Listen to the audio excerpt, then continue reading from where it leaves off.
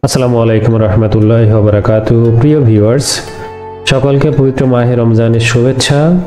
শুরু করছি নতুন একটি টিউটোরিয়াল। আপনারা সকলে অবগত আছেন, মাদ্রাসা শিক্ষা অধিদপ্তরের অধীনে কর্মরত শিক্ষক কর্মচারীদের এমপিওর বেতন ভাতা ইএফটির মাধ্যমে প্রদানের লক্ষ্যে পাইলটিং কার্যক্রম চলমান রয়েছে এবং বিদ্যমান শিক্ষক কর্মচারীদের বেতন ভাতা ইএফটির মাধ্যমে প্রদানের লক্ষ্যে এমপিও শিটের নাম এবং বয়স যাদের অসঙ্গতি রয়েছে তাদের সংশোধন করা খুবই প্রয়োজন। সে লক্ষ্যে মাদ্রাসা শিক্ষা অধিদপ্তর বিশদভাবে একটা নীতিমালা এবং কোন কোন ডকুমেন্ট প্রয়োজন হবে সেই ব্যাপারে একটি নোটিশ প্রকাশ করেছে। পূর্বের ভিডিওতে আমি দেখিয়েছি মাদ্রাসায় কর্মরত শিক্ষক কর্মচারীদের এমপিও শিটের পদবি এবং বিষয় কিভাবে সংযোজন অথবা সংশোধন করবেন। আজ আমি দেখাবো এমপিও শিটে যদি কারো নাম অথবা বয়স সংশোধন করার কোনো প্রয়োজন মনে হয় সেক্ষেত্রে কি কি করণীয় রয়েছে।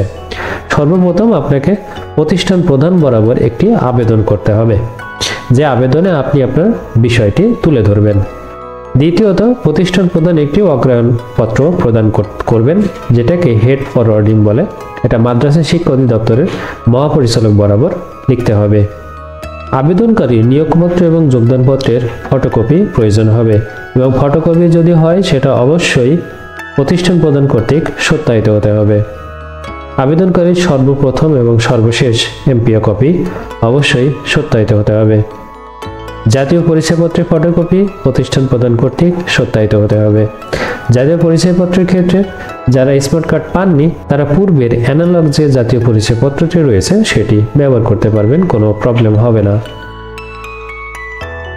এরপর প্রয়োজন হবে আপনার জন্ম সনদ, যদিও এটা বাধ্যতামূলক না। যদি আপনার সমস্ত তথ্যের সাথে আপনার জন্ম নিবন্ধন মিল থাকে তাহলে এটা দিতে পারেন, যদি অমিল থাকে তাহলে দেওয়ার কোনো প্রয়োজন নাই।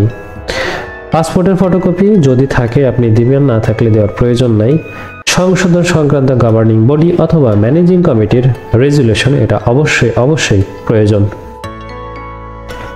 আবেদনকারীর সকল শিক্ষাগত যোগ্যতা সনদপত্রের ফটোকপি এবং অবশ্যই সেগুলা প্রতিষ্ঠান প্রদান কর্তৃক সত্যায়িত হতে হবে।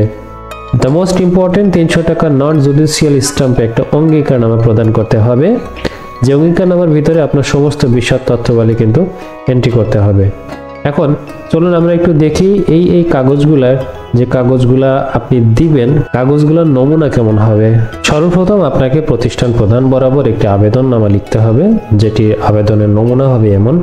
বরাবর সুপার আপনার প্রতিষ্ঠানের নাম, ঠিকানা, বিষয় এমপিও শিটের নামের বানান, নামের ভুল সংশোধনের জন্য আবেদন। এখানে যদি আপনার জন্ম তারিখের সমস্যা হয়ে থাকে সেক্ষেত্রে বিষয়টি দিবেন এমপিও শিটে জন্ম তারিখের ভুল সংশোধনের জন্য আবেদন। জনাব, যথাবিহিত সম্মান প্রদর্শন পূর্বক বিনীত নিবেদন এই যে আমি নিম্ন স্বাক্ষরকারী আপনার নাম, পিতার নাম, মাতার নাম, আপনি ঠিকানাটা দিবেন। আপনার প্রতিষ্ঠানের সহকারী শিক্ষক কোন বিষয়ে আপনি কর্মরত আছেন সেটি দিবেন। আপনি অত্র প্রতিষ্ঠানে কত তারিখে যোগদান করেছেন এবং কত তারিখে এমপিওভুক্ত হয়েছেন, ইন্ডেক্স নাম্বার টোটালি আপনি এখানে দিয়ে দিতে পারেন। এরপর আপনার মূল যে অংশটুকু সেটি দিবেন। আমার এমপিও শিটে নাম এমপিও আবেদনের সময় ভুলবশত যেটি লেখা হয়েছে প্রকৃতপক্ষে আমার সঠিক নাম, জাতীয় পরিচয়পত্র, সকল শিক্ষাগত যোগ্যতা সনদ অনুযায়ী যেটি হবে আপনি সেটি এখানে দিয়ে দিবেন। এরপরে একটু তথ্যসার দিবেন, আপনার নাম, পদবি, ইন্ডেক্স নাম্বার আমি ঠিক যেভাবে দেখিয়েছি ঠিক সেভাবে আপনি দিয়ে দিবেন। এরপরে নিচে এতটুকু লিখে দিয়ে বিনীত নিবেদক আপনি এখানে একটা সিগনেচার দিয়ে আপনার তথ্যগুলো সন্নিবেশিত করে দিবেন। এটি হচ্ছে আপনার প্রথম দায়িত্ব এবং এই ডকুমেন্টের সাথে সাথে আপনার যে ডকুমেন্টগুলো প্রতিষ্ঠান প্রদানের কাছে জমা দিবেন সেগুলো হলো সকল একাডেমিক সনদের ফটোকপি, নিয়োগ ও যোগদানপত্রের ফটোকপি, প্রথম ও সর্বশেষ এমপিও কপি ফটোকপি, জাতীয় পরিচয়পত্রের ফটোকপি, জন্ম সনদ এবং পাসপোর্টের ফটোকপি যদি থাকে আপনি এটি দিয়ে দিবেন। এর সঙ্গে 300 টাকার নন জুডিশিয়াল স্ট্যাম্পে একটি অঙ্গীকারনামা দিতে হবে।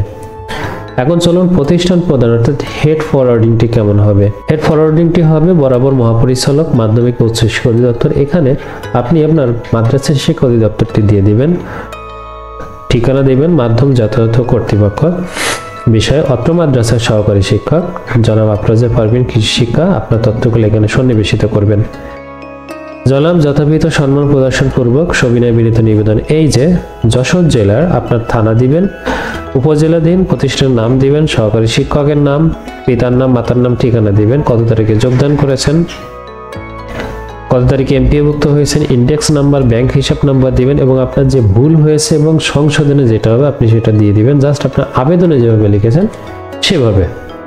তারপর একটা তথ্যসাক দিতে হবে এবং অতএব জনাব শহীদ বিনীত আরজ উক্ত শিক্ষকের এমপিও শিটের নাম সংশোধনের নিমিত্তে প্রয়োজনীয় ব্যবস্থা গ্রহণে আপনার একান্ত মর্জি হয়। যদি আপনার জন্ম তারিখ সংশোধন করার প্রয়োজন হয়, নামের জায়গায় আপনি জন্ম তারিখ দিয়ে দিবেন।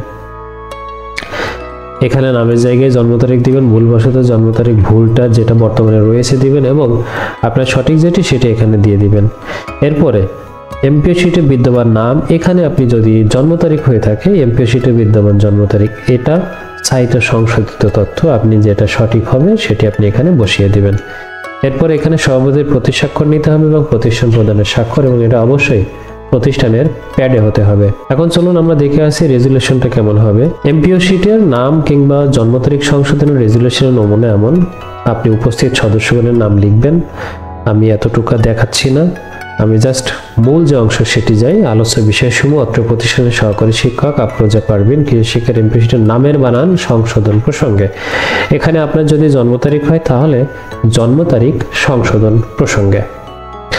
সিদ্ধান্ত নম্বর 2, আলোচ্য সূচি মোতাবেক অত্র প্রতিষ্ঠানে কর্মরত সহকারী শিক্ষক জনাব আফরোজা পারভিন কৃষি শিক্ষা নামের এমপিও শিটের বানানে ভুলবশত মিস আফরোজা পারভিন মুদ্রিত হয়েছে। উক্ত শিক্ষকের নামের বানান সকল শিক্ষাগত যোগ্যতা সনদ জাতীয় পরিচয়পত্র অনুযায়ী আফরোজা পারভিন হবে।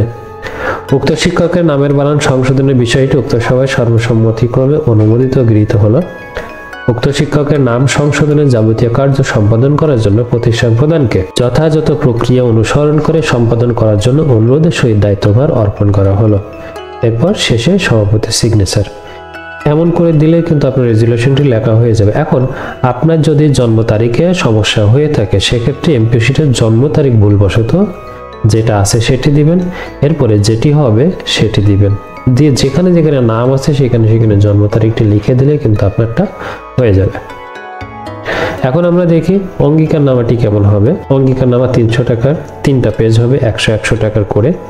প্রথম যে পেজটা সেটি আপনি এটা দিতে পারেন। এই মর্মে অঙ্গীকারনামা প্রদান করা যাচ্ছে যে যশোর জেলার বাগারপাড়া উপজেলার বা থানাধীন ছাতিয়ানতলা দাখিল মাদ্রাসা ইন নাম্বার দিবেন, এমপিও কোড দিবেন, স্বনামধন্য শিক্ষা প্রতিষ্ঠান। অত্র প্রতিষ্ঠানে কর্মরত সহকারী শিক্ষক জনাব আফরোজা পারভিন কৃষি শিক্ষা। অত্র প্রতিষ্ঠানে গত 5/10/1999 তারিখে সহকারী শিক্ষক কৃষি শিক্ষা পদে যোগদান করেন এবং এত তারিখে সরকারি নীতিমালা অনুযায়ী এমপিওভুক্ত হন, যার ইন্ডেক্স নাম্বার এত এবং ব্যাংক হিসাব নাম্বার এত। এখানে নিচেই প্রতিষ্ঠান প্রদানের সিগনেচার হবে এবং যে ব্যক্তির অথবা যে শিক্ষক কর্মচারীর সংশোধনের আবেদনটি করা হচ্ছে তার স্বাক্ষর নিতে হবে। দ্বিতীয় যে পেজটি সেখানে আপনাকে দিতে হবে উক্ত শিক্ষকের এমপিও শিটের নাম। এমপি আবেদনের সময় ভুলবশত মিস আফরোজা পারভিন লেখা হয়েছে, প্রকৃতপক্ষে উক্ত শিক্ষকের সঠিক নাম জাতীয় পরিচয়পত্র ও সকল শিক্ষাগত যোগ্যতা সনদ অনুযায়ী আফরোজা পারভিন হবে। আপনার যদি জন্ম তারিখে সমস্যা হয়ে থাকে এমপিও শিটে জন্ম তারিখ আবেদনের সময় ভুলবশত যেটা আছে সেটা দিবেন এবং অনুযায়ী যেটা হবে সেটা দেবেন। এরপরে তথ্যসাকটি আপনি দিয়ে দেবেন। এই তথ্যসাকটি আপনি আপনার আবেদনে এবং হেড ফরওয়ার্ডিং কিন্তু উল্লেখ ছিল, জাস্ট হুবহু এখানে কপি করে দিয়ে দিবেন।